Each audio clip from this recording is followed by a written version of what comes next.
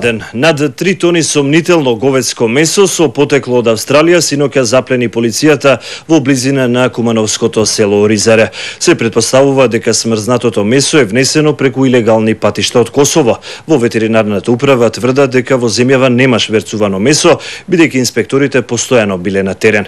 20 возачи на камионот кои биле приведени во полицијата треба да одговорат кој е нарачателот на сомнителното месо и каде истото требало да заврши.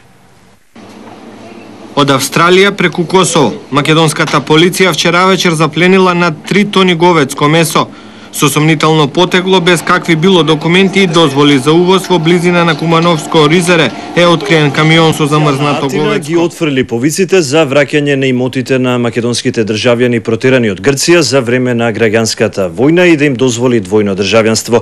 Според грчки катимерини, таквото барање е неприфатливо и е дефокусирање на разговорите меѓу Грција и Македонија за името.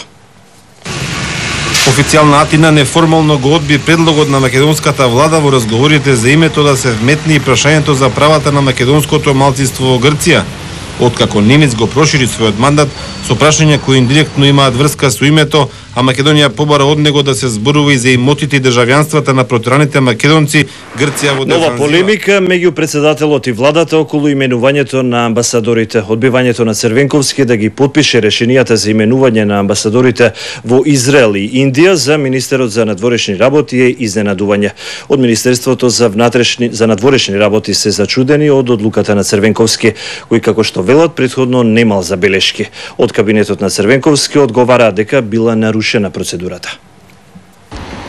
Министерството за надворешни работи изрази изненадување од одлуката на председателот Бранко Црвенковски да не ги одобри акредитациите на новоназначените амбасадори во Израел и Индија, Пајо Авировик и Петар Јовановски. Од МНР велат дека председателот бил информиран за назначувањето на амбасадори во Тел Авив и Њу Делхи лично од министерот. Да се зголеми извозот и производството, дел од македонските бизнисмени со рецепт како против високиот трговски дефицит.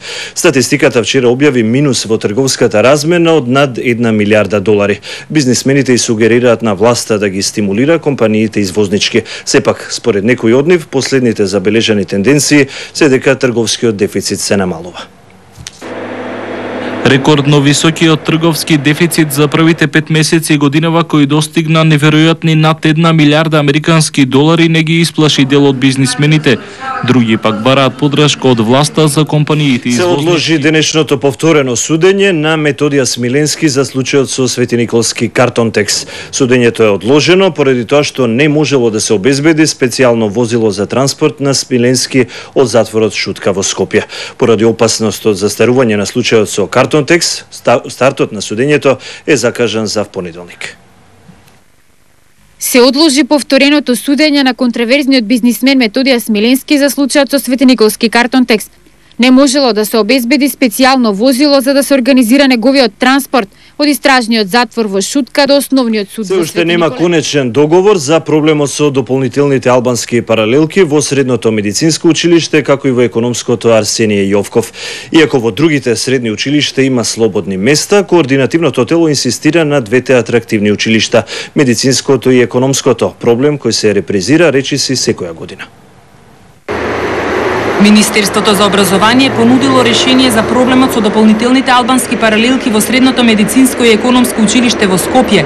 Ќе го спроведат конкурсот на министерот Рушити за отварање на нови паралелки со дисперзирање на оние за кои нема место во училиштата. Инспектори денеска ги отстранија дивите пазарџи во општината Аеродром. Собствениците на тезги кои ги пријавија дивите пазарџи се пожалија на нелојалната конкуренција. Вторите пак дека ова им е единствениот начин на екзистенција. Инспектори на Дирекцијата за храна и пазарната инспекција ги отстранија дивите пазарџи во Аеродром. Денеска со асистенција на полицијата ги избркаа пазарџиите кои продаваат надвор од пазарот на импровизирани тезги. Оние што давале отпор им била заплената рубата. Антикорупцијската комисија денеска повторно го отвори прашањето за предизборните вработувања. Антикорупцијската комисија ниту по еден месец од опатените барања од 25 институции нема добиено објаснување за вработувањата во текот на изборниот процес. Комисијата и претходно соопшти дека за време на изборите регистрирала околу 1040 вработувања, за дел од нив добиле објаснување, од другите уште чекаат одговор. Паѓа откупната цена на доматите во Струмичко од 20 на 10 денари за килограм. Земјоделците се револтирани од трговците, а тие пак велат дека падот на цената е резултат на зголемената понуда. По цела ноќ до раните утрински часови живо е во земјоделските дворови и по откупните пунктови во Струмичко.